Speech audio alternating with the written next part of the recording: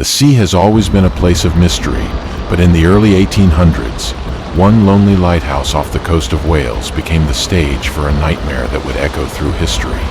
The Smalls Lighthouse, perched on jagged rocks 20 miles into the Irish Sea, was built to guide ships safely past treacherous waters.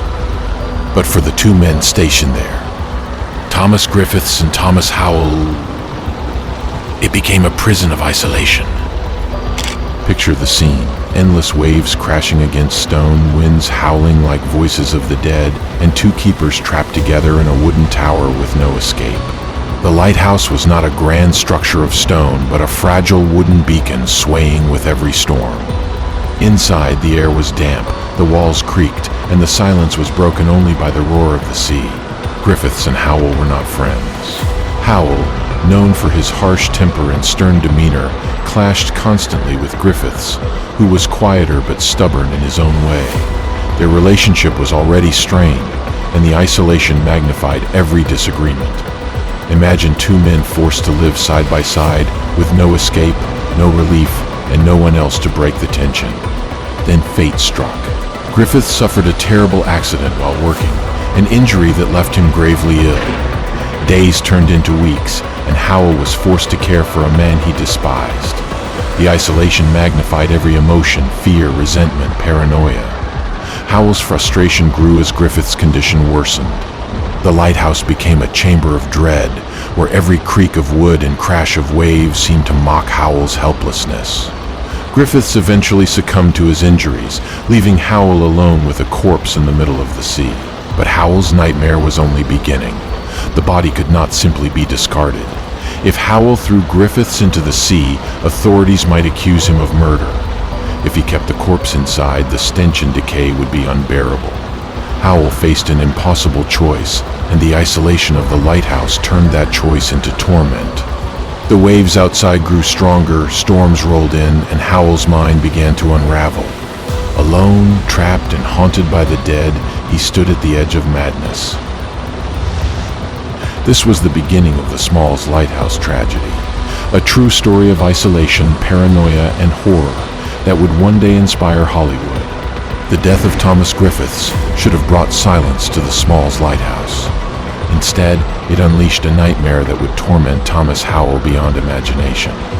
Alone in the tower, Howell faced a decision no man should ever confront.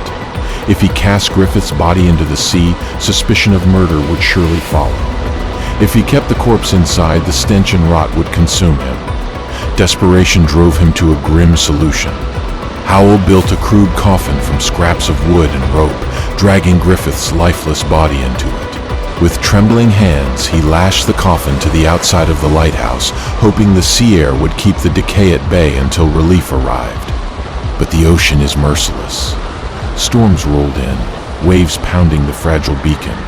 The coffin splintered under the assault, its boards torn away by the raging sea. Griffith's corpse was left exposed, grotesquely suspended against the lighthouse wall. Each gust of wind slammed the body against the window, a sickening rhythm that echoed through Howell's sleepless nights. Imagine the horror. Every time Howell looked out, he saw the pale, lifeless face of the man he once despised, staring back at him through the glass. The days blurred into weeks. Howell's isolation deepened, and the line between sanity and madness began to dissolve. He spoke to Griffiths, begged forgiveness, cursed the storm, and screamed into the void. The corpse became both his tormentor and his only companion. The sound of the waves was no longer the roar of the sea, but the mocking laughter of fate. Food supplies dwindled. Howell rationed every crumb, every drop of water, while the storm outside battered the lighthouse relentlessly. The wooden tower groaned under the pressure, swaying with each gust, threatening to collapse. Howell clung to survival, but his mind was unraveling. His hair, once dark, reportedly turned white from the trauma. His eyes grew hollow, his voice cracked from endless cries into the wind. The image of Griffith's body flapping against the window became a living nightmare. Howell could not escape it. He could not bury it. He could not forget it. The corpse was a constant reminder of death, guilt, and the crushing weight of isolation. This was no ordinary tragedy. It was a descent into madness, a slow unraveling of the human spirit under the relentless grip of the sea. Howell's ordeal at the Smalls Lighthouse became one of the most chilling maritime legends ever recorded, a story of horror that would echo far beyond the waves. When the storms finally broke and relief crews reached the Smalls Lighthouse, what they found was not the proud keeper they had left behind, but a man hollowed out by terror, Thomas. Howell emerged from the tower pale, gaunt, and broken. His hair, once dark, had turned shockingly white.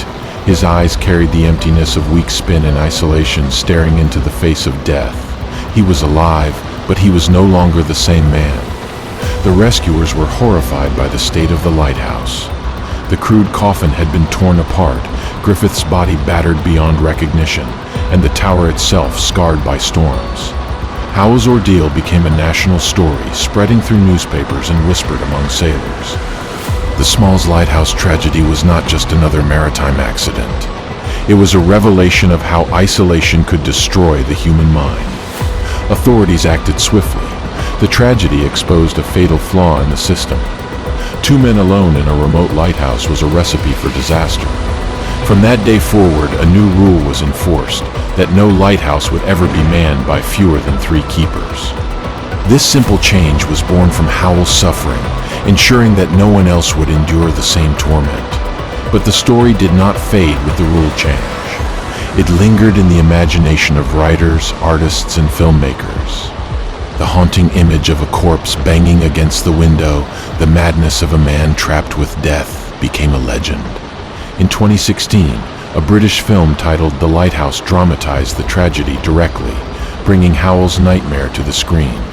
In 2019, Robert Eggers The Lighthouse, starring Willem, Dafoe, and Robert Pattinson, drew inspiration from the same tale, blending surreal horror with historical echoes.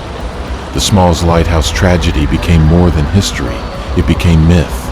It symbolized the fragility of the human spirit, the dangers of isolation, and the merciless power of the sea. It showed how a beacon meant to save lives could become a prison of madness. For Hollywood, the story was irresistible. Themes of paranoia, guilt, and psychological collapse resonated deeply, turning Howell's ordeal into art.